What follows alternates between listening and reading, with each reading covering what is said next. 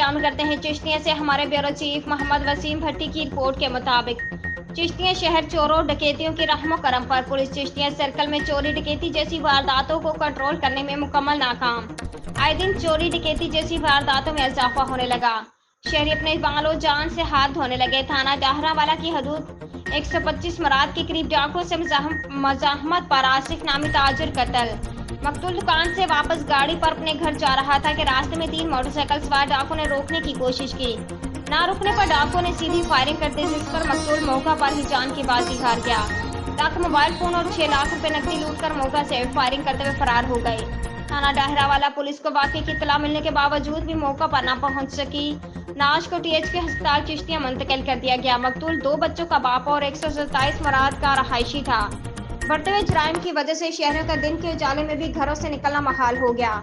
شہر بھر میں خوف کی فضا قائم ہوگی۔ شہری عدم تحفظ کا شکار ہو گئے۔ شہری نے وزیر اعلیٰ پنجاب اور IG پنجاب سمیت تمام تر اعلیٰ حکام سے مطالبہ کیا ہے کہ چشتیہ شہر میں چوروں اور ڈکیتیوں کو لگام ڈالتے ہوئے جرائم کو کنٹرول کر کے ہمیں تحفظ فراہم کیا جائے تاکہ ہمارا مال و جان محفوظ رہ سکے۔